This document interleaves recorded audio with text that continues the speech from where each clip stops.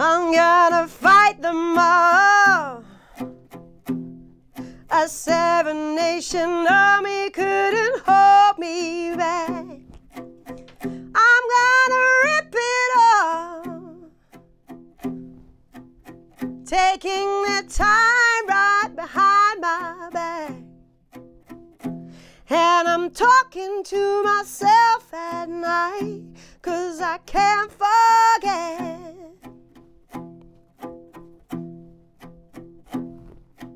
Up and down through my mind, find a cigarette.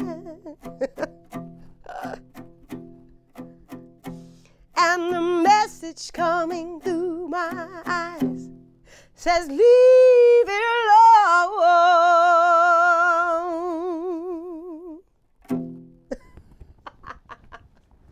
Bonjour, Alice Russell. Bonjour. To Dust, that's the name of your new album. Is it like in Ashes to Ashes, from Dust to Dust? It is. That song is like a reminder of, you know, the really important things in life. There's some other stuff going on in my life that was really stressful, and a few people, well, two of our really good friends in the 2 years that we made the album passed away. And during this really crazy time, there was that really big sadness, and it was just that, you know, reminder of what really is important when you're getting all caught up in all these other stresses, and actually, you know, the only thing important is your friends and living life, getting your feet back on the ground. So it's that kind of thing that we're very transient and get on with it. Stop worrying about the little things. Does it mean that it's also like a confirmation that deep and important things, like you mentioned, are very good fuel for a songwriter?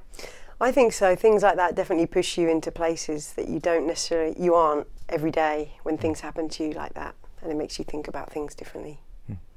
What was on the roadmap for this album? I mean, on the sound side, on the lyrics side, you said a little bit, but because there's like some little electronic ingredients, and you seem to go a little bit away from more vintage sound. So that's something you really wanted to do something really new, or things happened in the studio during the recording? It was a bit of both. Me, because obviously I wrote all this with TM Duke, my little partner in crime. Yeah. And we sort of wanted to revisit My Favourite Letters, which was the album before Pot of Gold. Pot of Gold for us was like a live album. I wanted to, you know, we got the band involved. It was a room this sort of size, and we just, everyone played at the same time. So that's what gave it that vintage sound. But with this, I wanted to move on. And I think you want to have that those influences, which are soul and funk. But we wanted to twist up the sound with it and mess around. So there's a lot of playing in the studio. And I think because we were touring during that time, it took a lot of going backwards and forwards and changing the mixes and stuff, which was quite fun to do. It was more like building blocks like that, instead of just, you know, we didn't know which way the song was going to go. A lot of playing. When you write songs, do you have sometimes in mind what the sound is going to be like? Sometimes, and then it flips. And often Alex will, TM Duke, he sends, like with Heartbreak, he just sent me that guitar riff, and straight away the song came out. I was just like, I just loved it, the sound of that. And often that will give you a sort of image in your mind or the feel of the song. But yeah, it's always different every time. There's this like heavy gospel flavor on this album. I think you start singing the gospel when you were a little girl in the best school, which is church. Is it true? It was more like, oh. But the main school in church was the harmony, because I was in the choir, you know, and from an early age, I think it gave me that ear for harmony, which I love. And I don't believe in God as a, you know, in a one God or anything, but the idea of that spiritual sort of music and gospel music and just sort of lifting your heart to something else is it's a very emotive music. It moves me. Is it in church that you really discover your voice in a way, or a special relationship that you have with a voice? Realize that you were more than gifted? It wasn't until later, because when I was at church singing and at home, it was just something we all did, so it was a very natural thing. It was later on when I sort of moved away from classical music into sort of my own love of soul and hip-hop and different genres, when I suddenly developed this other sound to my voice and felt like it was my voice, because it was, before then it was just always with my sisters and my family and in the choir. So you did not wake up in the morning, one morning saying that, I got a voice? Yeah. It's weird, it's always been a very natural progression. Yeah. I think my parents would probably say something, I was very loud. Yeah. But no, I think it was later on when I used it as a form of expression. Before then it was just the joy of harmonising, which is more you fit in and you're just sort of in this sea of sound. Whereas it wasn't till I was older when I started writing music and feeling like I'd stepped away from that. When you went in that soul and hip hop, like you said, direction with your voice, did you know at that time where you wanted to go, and how did you find your personal touch? I still don't know where I want to go yet. I think that's a lifelong quest, especially with the voice as well. It's a learning curve, and every new album there's different songs I'm singing in a different way, in a quieter way, or and I think that's a lifelong quest to find your voice.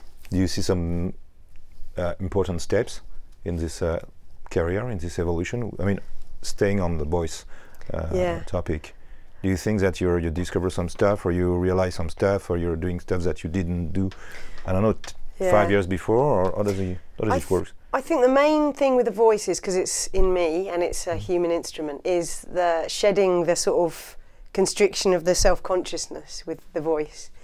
And the older you get and the more relaxed you get in yourself, the more it opens up. And I feel like in the last 5 years it's opened up a lot more.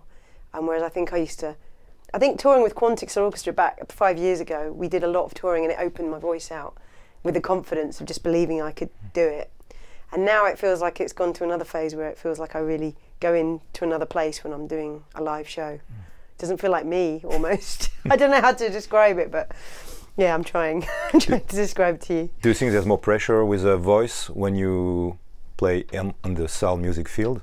I mean, voice is important everywhere, in every genre, I mean, but in soul music it seems to be like the heartbeat, or you don't see that? No, I see it as more important to keep in touch with being able to express yourself and keep the rawness and the emotion there. If you lose that and being able to convey emotion and feeling to people, then you've lost it. Do you know what I mean? You can have the most technically perfect voice, but if you can't convey an emotion, there's no point. You're not communicating anything. So, and there's all sorts of crazy voices in the music industry that are just the most beguiling voices. Do you know what I mean? So, yeah. You're the most proud of what with this album? Is there something in particular you're the most proud of with To Dust? Oh, it's hard. Than the previous one? Yeah, I think I'm much more proud of this album. It feels like a lot more play has gone into it, and TM Duke and I have spent a lot more time in the sound and the production side and the mixing.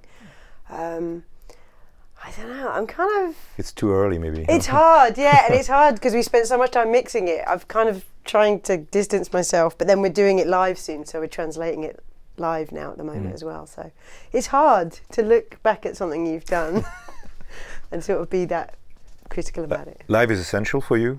I mean, singing on the stage and...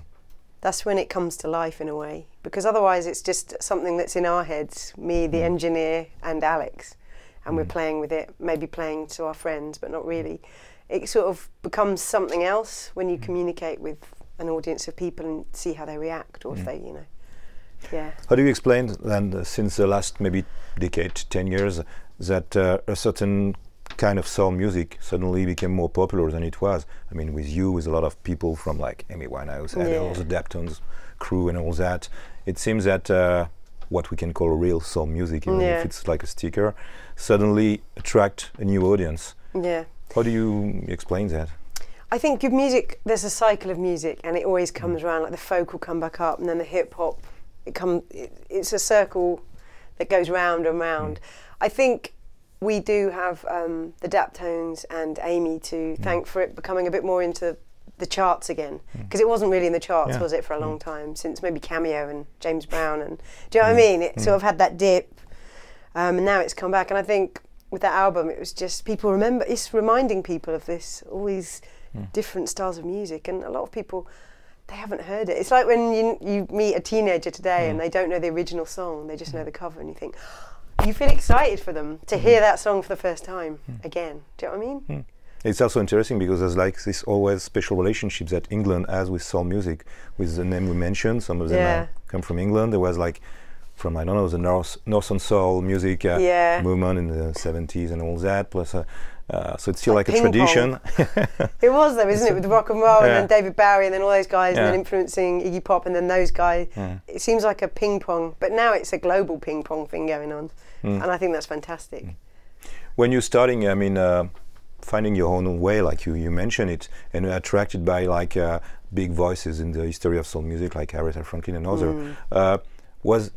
Was it like a trap, like to stay in like a vintage sound division and not sounding like today, which you're not sounding like vintage, especially with this new album. You really sound like 2013.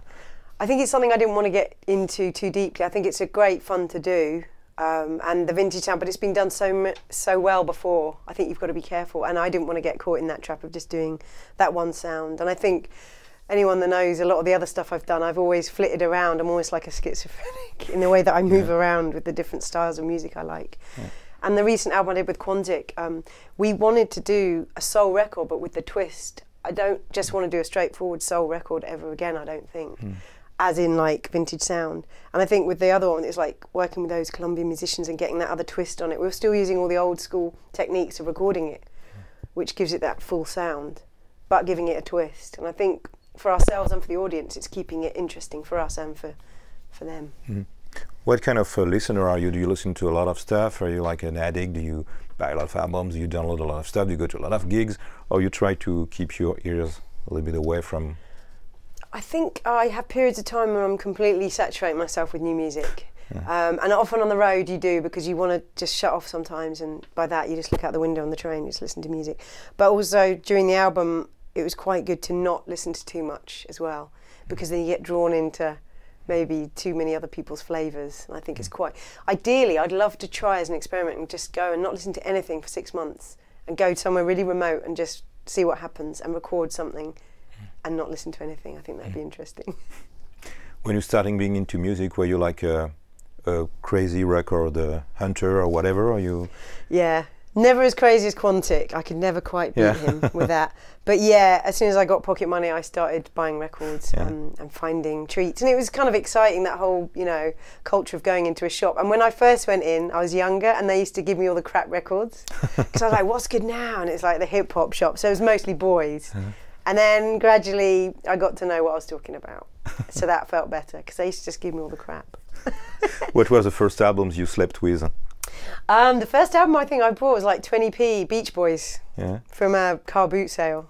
And then it was like James Brown and Prince I was obsessed by. A lot of, Nice and Smooth. Nice and Smooth, I love that album. Nice cover. Yeah, I know. Together. Are your obsession of that time the same today? Are you... I've calmed down a lot with my record buying. I still go out just because of time. I used to have a lot more time just to... I'm not as big a digger, but also I still search a lot when I go out. And I've sort of almost come back to it recently. I had a day at home where I listened to my records, and that is rare, because I'm hardly ever at home. And then when I am, I'm usually really busy. And I sat down the other day and it was like heaven. You know, just spending that time to just be with the music. Which a lot of us don't get that time as much anymore. I don't know what's happened. Tell me. Was it important for you to always have like musicians or bands that you always been connected with, like from Quantic to the Bamboos or whatever? There's a lot of doing all your career. It's something that was like also like a fuel for your music. All this relationship with different various musicians. Yeah, I mean, I think with the different producers, it's the comfort that we feel with each other, and Quantic and I and TM Duke, and I think also our open-mindedness about the music that we love. But I think with my band as well, apart from our drummer who's just about to go off with Bonobo, but he'll come back, we have been together for 6-7 years now as a band, and that for me is really important, because it means on stage you can pick each other up, or you can second guess a bit. And I think that's really important, to have that sort of energy together and know each other well. It's said that today the tradition of covering songs is not a big thing, but you still doing like things like that. You did the White Stripes and other, and Nars Barkley, etc. It's important for you, which is a tradition in soul music and even in rock and roll a long time ago. Is it? What is your approach of covering a song? I think I tend to go for the songs that feel like classics. I think so far they're the ones I've chosen, like Seven Nation feels like, they just feel like classic songs, like a classic jazz standard. And the same with Crazy. You just hear those songs and they feel like they've been around forever. And they feel like you can cover them. Whereas some other songs feels very much like they're owned by the people that have made them. Whereas some songs feel like they're for everyone. and I think you gravitate towards those naturally. Is there some songs that you tried and at the end you say, no, forget it? Well, there's one I haven't tried, but I went and did this gig in LA, and you were allowed to choose a couple of 70s soul songs, and one of them was A Song for You by Donny Hathaway. And my gut reaction was, yes, I'm going to do that one. And then I was like, it's one of my favourite songs of all time. And I had a little moment, I was like, I don't think I should do that. I sing it at home, but I don't know if I should do that because it's one of my favourite songs, so I let someone else do it. I was like, I can't do it. I backed out, but maybe I'll do that. With everything you mentioned in the beginning of the interview regarding this new album, do you see this album a little bit like a therapy, or not that much? Very much so, more than Pot of Gold. This one, a lot of stuff. There's a lot of anger in this record and frustration. I don't know if you can tell. So it was a lifesaver, really. And at one point, I didn't know if we were going to finish it. It felt like I was not getting that time to do that and that space. But every time we did, it was really good to do it. So yes, it was. Does that mean that it has an impact on your songwriting, the way, even the process, I mean, and all that? The energy was very different and a bit more urgent a lot of the time with some of the lyric writing, and it came easier because sometimes being like the happier side of songwriting is sometimes harder. If you're angry or really upset about something, it seems to be an easier thing to tap into.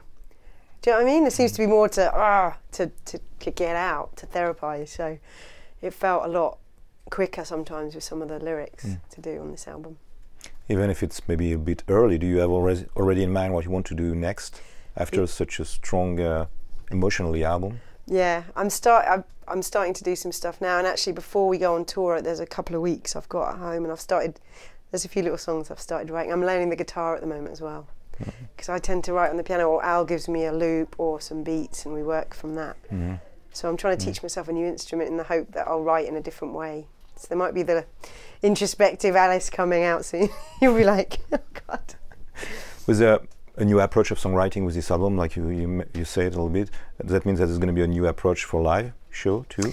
Yeah, we've changed it up a bit. We've got some triggers there now.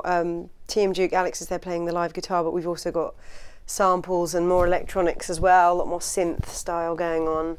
And I'm training the boys up a bit more. They've always been singing, but I really want them to nail. There's always so many harmonies in all my songs, but it's hard sometimes to be able to afford to bring the dream onto the road. One day I'll have a choir with me. You heard that here first. Who are the soul music voice of today that you're really impressed by? Is there some singers or? Recently, I really like Leanne Lahavas, and I know she's getting a lot of pops. Almost, she's like pop through there, but I really adore that album, and Frank Ocean. They're the two albums of last year that I continually listen to, you know, start to finish, the whole album. And there's a beauty to her voice, and she seems really open as a person as well. She's quite delightful, I think.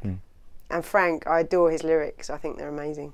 Do you have some desert island albums that you want to bring on the island? It's hard. That is today, hard. Just today. Think about today. Yeah.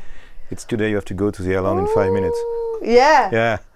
Oh, I'll bring Dorothy Ashby. Oh yeah. Yeah. Interesting. Yeah. And I think I'd have to bring Stevie Wonder, Songs in the Key of Life, just because there's so many different songs on there. And if you feel a bit scared or something, you can sing along with the lyrics and feel okay again. I'd have to bring something by Arvo Pärt as well, something classical as well. No Jacques Brel? I heard that you were like a Jacques Brel fan, no? Yeah, Is it true? Some songs. Oh yeah, Cause Le Pen, I like her. Yeah. But yeah, it's hard. Do you find it hard? I find it really hard to decide, and it changes all the time. My favourites. Okay. Thanks, Alice Russell. So your new album entitled To Dust. Thank you very much. Thank you.